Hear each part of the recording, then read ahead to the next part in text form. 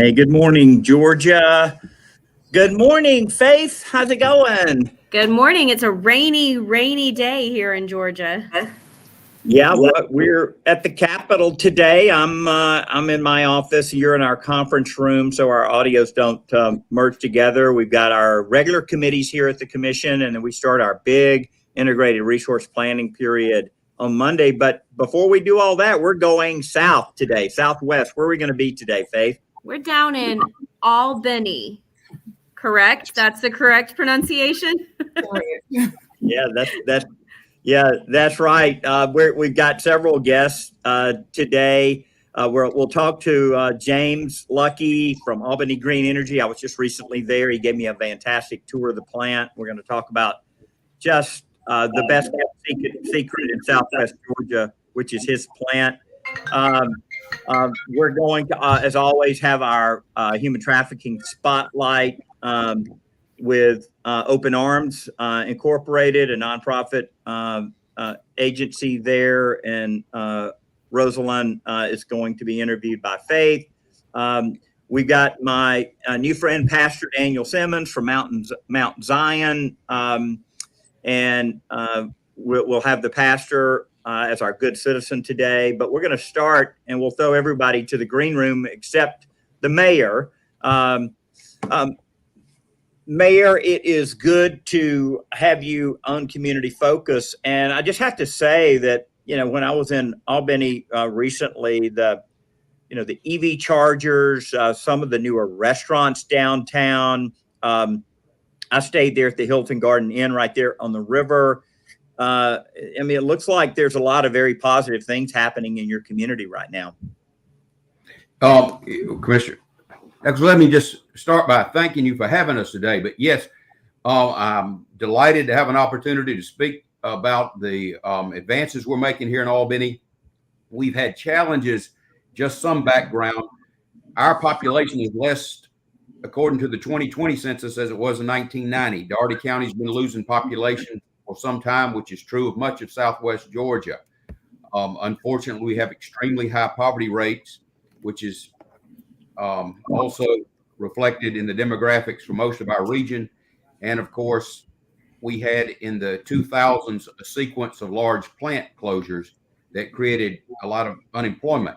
And the 1994 flood really changed our city. We've made efforts to revitalize our downtown.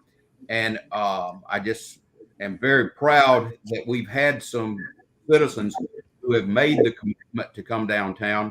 If I could recognize the Singfield family, they have a high-end restaurant, the Flint. We have Pretoria Fields, which is a local brewery, and we have an apartment complex in downtown called the Flats at 229. And the important thing about that, Commissioner, is for years people said no one's going to move downtown, and as soon as the Flats was completed, it was fully occupied. Yeah, I had a chance to eat at the Flint a couple of times. I was down speaking at your Rotary, and in fact, I just based out of Albany because I was speaking at the Cordele Rotary. I spoke to your Rotary, and then down in I guess Cairo, and I just said, I'm just going to stay in Albany, and so I had a chance to just enjoy your community. Ate at the Flint twice. And that restaurant is really, really good. Some very unique dishes. You've eaten there, I'm sure. Frequently, Commissioner, but the thing that is important is that you didn't notice 10 years ago, that was an abandoned warehouse. And so the investment that the Singfields made, not only in that building, but in downtown Albany, because it's just a situation, the chicken or the egg. We've got to have businesses before people are going to come downtown, and who's going to step up and open a business downtown when there's so many naysayers saying you're not going to make it. Mayor, across from the restaurant and the hotel that I was at are a couple of new EV chargers, a DC fast charger, a couple of level 2 chargers. Both are important. There's communities all over South Georgia dying to get these things. how difficult was it for you all to decide to put those EV chargers by the park, by the river, near the hotel, near the restaurants? It's such a strategic location. Well, there's a lot of opposition, Commissioner. I'm sure you see it on the PSC. We're used to having gas and diesel vehicles, but this is becoming, electric vehicles are going to be the thing of the future. It was not that difficult. We just had to pay for it. Now, there are a lot of federal funds available now for electric buses and charging stations. And I know that Georgia Power made funds available to its member cities some time ago to build the EV stations. But I think where we are is we are uniquely positioned to transition into a green fleet. Mayor, as you drive around town, folks that maybe haven't been to your city, there's and like in Athens, you see a lot of like ceramic bulldogs in front of businesses. In Albany, big turtles. And tell us about the significance of these turtles. Well, it is sort of making a statement. You're in Albany, you're in Southwest Georgia, and it is also directing tourists and reminding residents of the Flint River Aquarium, which was constructed in the early 2000s, about a $25 million project. It tells the natural history of the Flint River and why it is so important, and also in a broader sense, the Flint, Chattahoochee, Apalachicola watershed, why it is so important to people in our state. It is one of the tourist destinations we have here. We have a civil rights museum. We have actually a zoo. And so that is what many people don't realize. But of course, speaking, Albany is sort of like a regional hub for Southwest Georgia. And I don't know if most of the people in the state realize that, but certainly people in Cairo and Cordele who you spoke to recently, they recognize and Albany as the regional, and they feel primarily what's good for Albany is going to be good for Southwest Georgia. Just the last question here about infrastructure. And no one gets much credit for infrastructure, and it's challenging. Water, sewer, all of these things underground, out of sight, out of mind. But it's a challenge, isn't it? Oh, yes, Commissioner. If I could just have an opportunity to say the biggest obstacle we have, and we're going to have to confront it, we have to separate our stormwater and sanitary sewer. And the pre-COVID estimates of that are going to be a cost of $106 million. We've got to come up with that in 5 years. And we're hoping to get some funds from the Infrastructure Act. The state has provided us with $4 million. We're going to dedicate all the ARPA money we have to that project. And the reason being, the more funding we can get from outside, the less money we're going to have to generate from our ratepayers. Well, thanks for all you do. We'll come back to you at the end of the show, but we really appreciate your leadership of the city, and I look forward to being back. Maybe we can share a meal together at the Flint. You'll be my guest. All right. Thanks so much. Well, it's really good to see you again, Mr. Lucky. You were so kind to give me the tour. I had been, to Albany Green Energy before. As you know, the Public Service Commission approved that project, and it's one of the projects in the state that I'm most proud of because it takes a waste product and turns it into energy as well as steam to make Charmin toilet paper. So Mr. Lucky, I know you're awfully proud of what you guys are doing there. You're growing, you've just taken on more employees. Tell us a little bit about the project. Oh yeah, this project, we went commercial back in 2016. We came in and we combined with Procter & Gamble. We were sending steam over to Procter & Gamble, and as you said, they use it to make Charmin and Bounty. I think they're actually the largest manufacturers of Charmin and Bounty in the U.S. So we're working with them. We're sending them about 200,000 pounds of steam per hour. And in connection with that, we also are sending steam over to the Marine base. They have a project where they have a turbine over there, 8.5 megawatt turbine. So we're sending 100,000 pounds of steam over the over the Marine base so that they can use it to help with their net zero project. And then we sell about 52 megawatts to Georgia Power. So combining with the three of them as a business, and we also bring in about 120 to 150 trucks a day of what would normally be waste fuel that's left out in the woods that would just decay out there. So we're using that wood to make steam and electricity. Mr. Lucky, I tell people all the time, and sometimes I even stop in these fields where they don't have an Albany green energy plant near them, and they're taking bulldozers. They're piling up this debris. They're burning it in the field. No pollution controls. Pouring diesel on it to get it to ignite. What you're doing is far superior, far sustainable to the alternative of just letting it rot, as you said, and become methane, or even burning it in the field, right? Yes, it is. And even our end product, because we have a ash product that we produce as an end result, we're working with one of the local companies, Complete Recovery Management, and they're using that and combining it with waste and making a fertilizer out of it. So even the end product that we produce is being used in a constructive way. That's very cool. Mr. Lucky, next week at our Integrated Resource Plan hearings here, we'll be talking about coal ash. And coal ash is not fertilizer. You can't dump it on fields. And there's groups that oppose the burning of any kind of biomass, but you're taking the ash, all of the ash, out of your boiler, and it's going and actually being used for yet another constructive purpose. So it seems like that when it comes to forestry and trees, that we don't waste anything with that. No, we don't. And I came from the coal industry, so I understand what you're saying about not being able to use that ash product there to put on fields and everything. But we are able to do that with the product that we're getting from the biomass. Tell me about the growth, because you've just taken on some more employees.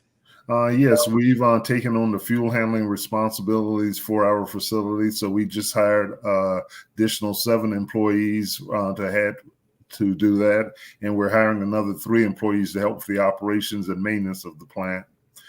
And one of the things we're doing too, you asked about why we're proud to be with the community. We're going to be working with Albany Tech and having an internship program. So we're going to be bringing in 2 to 3 summer interns from Albany Tech to work with the plant. And, it can be part of some STEM project that maybe we can do with the Dougherty County school system also. Well, that's great. I'm so proud of what you guys are doing there. Mr. Lucky, we'll be talking about new biomass next week, but it has been very difficult to get these projects built. There's not a fixed price, a fixed, mechanism for getting this feedstock, this supply to plants. And that kind of makes it a little bit harder. There's just a lot of obstacles to being able to duplicate what you all have been able to do there. So, any idea why people just don't get this and why they don't understand it? I think part of it is that it's still fairly new to a lot of people. I mean, we're used to the nuclear, we're used to fossil fuel, gas, but I think people are really just starting to look at biomass. So I think that's a part of it. I think it's just being new to the industry. Well, thank you so much for being a part today. I look forward to coming back and getting another tour soon. Thank you. Okay, we look forward to having you back, Commissioner. Yeah. Thank you. Thank you. Faith, I know Pastor Simmons is here, and we're struggling with some video. Pastor, can you hear me? I can hear you good. Excellent. Yeah. Well, we can't see you. It looks like you're in witness protection. But Pastor, you and I met at the Flint, right?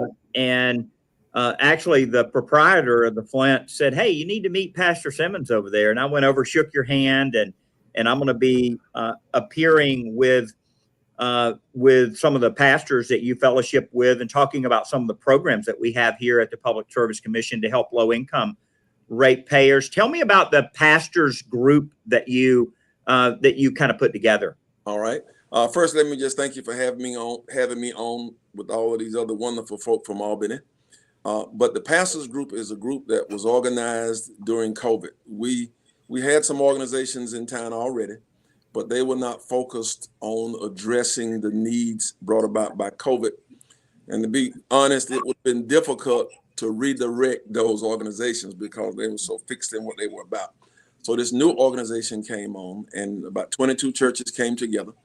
And then we started reaching out and collaborating with other organizations and among ourselves and providing services to people. And so during COVID, we fed families every week throughout Southwest Georgia in a program that we partnered with the USDA to distribute groceries. We put together cleaning supplies. We put together Lysol and everything imaginable for people to clean their homes as well as keep themselves safe. And then we partnered with our local hospital and another healthcare organization. We did vaccination sites around South Georgia. We did testing sites, and we continue to provide those home tests to folks. We put together some resources and start giving people money to assist those who were having some difficult challenges. And then the Lord blessed us to go into the furniture business. World Vision reached out and said they had a program that could help people with furniture who were trying to get a new start in life. And so we also distribute furniture. And that's the Pastors Group. Pastor and Faith, we can't see the pastor's video, but tell you the truth, this is often how good citizens in communities are. They're not seen. They're out there doing good deeds. They're helping people. There's no articles written about them. No one's really talking about them, and they just are. They're just doing the good work. But Pastor, the Lord sees it. He sees it. And let me just say this before I go on. It's probably best you don't see my face. I was growing this moment, so the video doing what it's supposed to do. But you are absolutely right. We intentionally we don't try to make the 6 o'clock news every time that we do something or post something. But it's a wonderful opportunity, as we say, to let our light shine. And even here at our church, Mr. Lucky is on. He's one of our partners. We partnered with them to feed some folk. And I heard Open Arms was coming on in a few minutes. That human trafficking is an issue that is very dear and near to our hearts, and we want to stop it. And when we find somebody who's doing an excellent job, rather than trying to duplicate it, we just support them financially. And so that's one of the organizations that we support as well. But our school system, we partner with them working in the schools. We're doing after school tutorials. We're doing some enrichment to help with that learning gap. And most recently, Georgia Tech became one of our partners, and they do in Albany at Mount Zion a summer program around gaming and technology. And it's amazing the impact that program has had on our young people. We're in the housing, and in fact, this year we celebrate 50 years. One of the oldest faith-based housing projects in the state of Georgia, Mount Zion Garden Apartments, right here in Albany, Georgia. That's really cool. Pastor, folks will find out soon enough, but I've been working on a book about the Georgia islands set in 1890, particularly about what was happening with freed slaves, formerly enslaved people on different islands. And Faith is an illustrator. She's doing the cover for us. It's going to feature a Gullah Geechee character named Vandy, who had the benefit, in this case, of growing up on St. Catherine's and getting a lot of education through a school created by a real person, Tunis Campbell, one of the first Black senators elected in Georgia. But this will be released in August, and I'm anxious to get some copies into the hands of your deacons and some of the other pastors, because it tells an important story that folks aren't really reading in history books about what was happening to enslaved people in Georgia. Yeah. Well, I am excited about the book release and being able to read it and share it. We look forward to that. Well, Pastor, thank you. We are recognizing you as our good citizen today for the good work that you and the other pastors are doing. And I look forward to being on your call soon. Keep up the great work down there, sir. All right. And thank you for all you do. And I'm glad we met at the Flint. The relationship has been very productive, and I look forward to it. Commissioner, it sounds like you met everybody in Albany at the Flint. Did you spend your whole time down there at the Flint restaurant? Well, let me just say, I had several appetizers, the meal. So I was spending a lot of time. Faith, I've got committee, so I'm probably going to let you wrap up our show today. I'll stay on as long as I can before I have to run downstairs. But we always feature a segment about human trafficking. And I was having a conversation last night at an event with someone from the Solicitor General office here in Georgia about this and about some of my own children that are in law enforcement and working to end it. So, Faith, I know that you are our liaison for our office in working with a number of different groups. We created the Unholy Tour. Tell us about our guest today and what we're going to learn. Yeah, so we have Rosalind from Open Arms, Inc. In Albany. And I know that southern area of Georgia, Southeast has a little bit more there on the coast, but the central and southern areas of Georgia just don't have as many resources going to this problem as like the metro area. Right. We're going to talk about Open Arms. They are a emergency shelter for children who have been abused, who are runaway or homeless youth. Mm-hmm. And of course, we know that there's a huge intersection with those populations in the trafficking arena. So Rosalind, tell us a little bit about Open Arms and what you guys do in Albany. Okay, so we are a sheltering agency. We have 4 shelters actually dedicated to abused, homeless, trafficked, and runaway youth. And we have been in the community for 31 years now. We're celebrating 31 years. And of course, the interaction with trafficking came because of our population. We know that abused and homeless youth are a huge target for traffickers. And so that's how we got involved with it. We provide outreach services as well to try to reach those that might not know they can exit the street so that they can get out of the situations they may find themselves trapped in. Mm-hmm. So tell me a little bit about who you're looking for traffickers. So we think of a trafficker as, this scary stranger, in the back room or some kind of syndicate. Is that what you're typically looking for a trafficker? Or is it something different?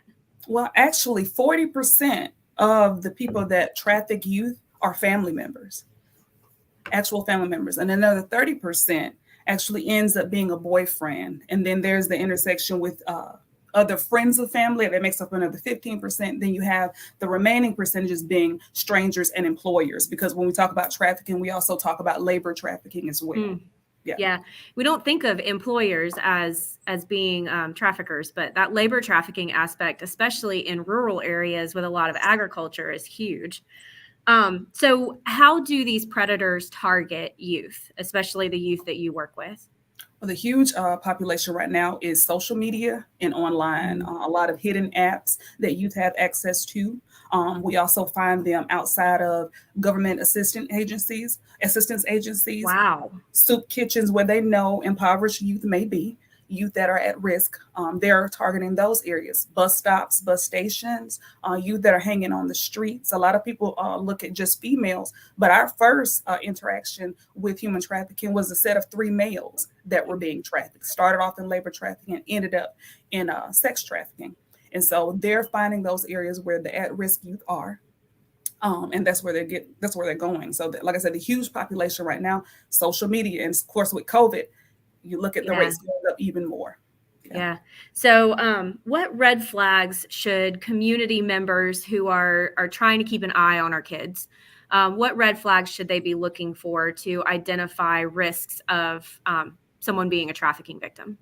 Okay. So you'll look for your youth that are truant, that are running away, that are homeless. A lot of times your traffickers use branding such as tattoos or jewelry. Youth that have a lot of cash, unexplained cash.